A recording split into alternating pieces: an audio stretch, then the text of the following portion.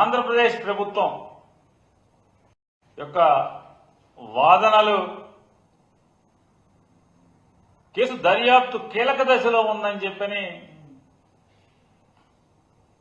పదే పదే చెప్తున్నారు కాబట్టి న్యాయస్థానాలు పోలీస్ ఇన్వెస్టిగేషన్లో తలదూర్చకూడదు అనేటువంటి ఒక కారణంతో బెయిల్ ఇవ్వలేకపోతున్నాం అని చెప్పిన దాన్ని బట్టి అంటే సుదూరానున్నటువంటి సుప్రీంకోర్టు న్యాయస్థానాలకి కూడా ఇది రాజకీయ ప్రేరేపిత కక్ష సాధింపు కేసు అని అర్థమైన పరిస్థితులు మనకున్నాయి. కానీ ఇక్కడున్న మీడియాకి మాత్రం ఎవరికి దాని మీద పొరపాటును కూడా ఇది కక్ష సాధింపు అనేది కనపడదు. ఎందుకంటే సర్వం జగన్నాథం లాగా సర్వం చంద్రబాబు మయమైపోయినటువంటి పరిస్థితులు. సాధారణంగా ఎక్కడైనా ఒక పోలీస్ కేసు లేదా ఒక పిటిషన్ వస్తే పిటిషన్ నుంచి ఏ ఇన్వెస్టిగేషన్ ఏజెన్సీ అయినా అది సిబిఐ అయినా లేదా సిబిసిఐడి అయినా లేదా మరో ఒక పోలీసు అధికారి అయినా ఆఖరికి ఒక సబ్ ఇన్స్పెక్టర్ అయినా ఒక్కొక్క ఆధారాన్ని సేకరిస్తూ ఆ సేకరించిన ఆధారాలని బట్టి ఎవరెవరి పాత్రలు ఉన్నాయో ఆ రకంగా కేసును బిగించుకుంటూ వెళ్తుంటారు. కానీ ఇక్కడ అంత ఆత్రం జగన్మోహన్ రెడ్డి గారే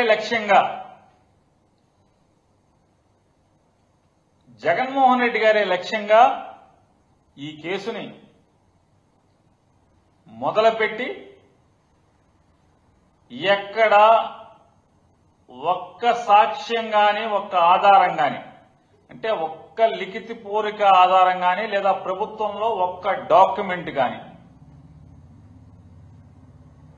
ఎక్కడా కూడా ఏమీ లేకుండానే మనుషులు ఎవడొకరిని పట్టుకోవడం వాడిని బెదిరించడం అంటే ముందు ఒక లిస్ట్ రాసేసుకుంటాడు. వీళ్ళ ఆత్రం ఎట్లాంటిదయ్యా అంటే జగన్మోహన్ రెడ్డి గారి టార్గెట్ గా ఎందుకయ్యా అంటే చంద్రబాబు నాయుడేమో 3,300 కోట్ల లక్ష్యంగా 370 కోట్ల రూపాయల ప్రజాధనాన్ని లూటీ చేసినటువంటి కేసులో ఆధారాలతో సహా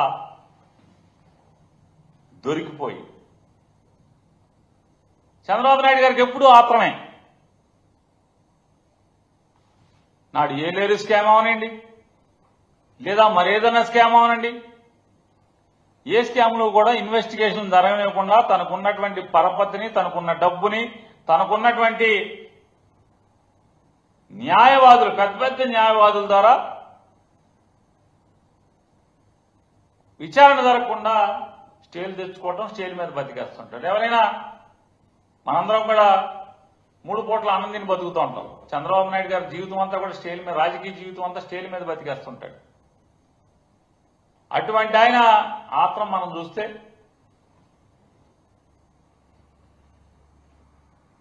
స్కిల్ స్కామ్ లో కూడా అదే ఆత్రం. ఆ స్కిల్ స్కామ్ లో దొరికిపోయి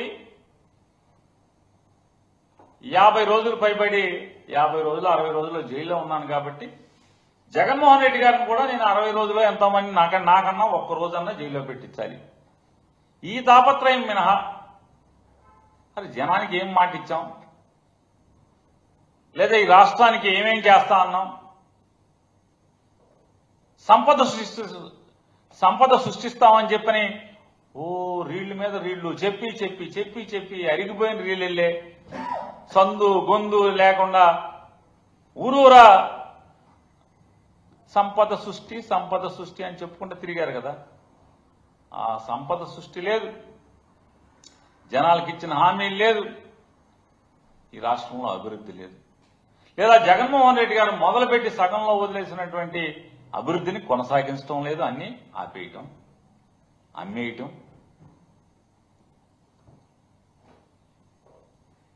ఈ ఆతరంలోనే ఆయన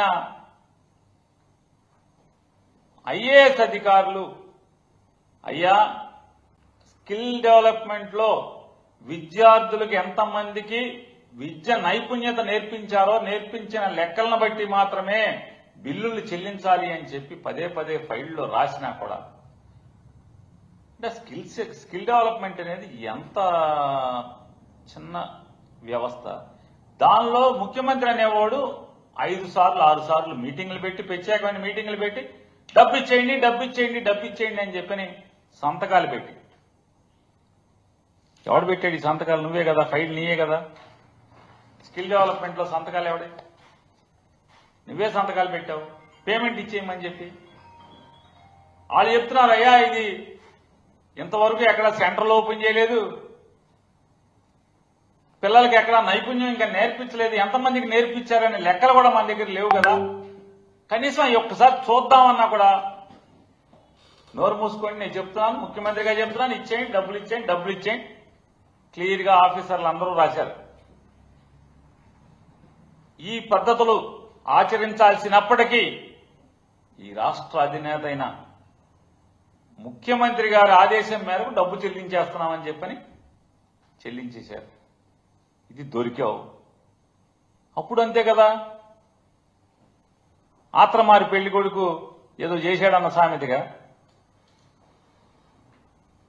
అతను ఎవరన్నా బ్యాగులు ఇచ్చి పంపించావు.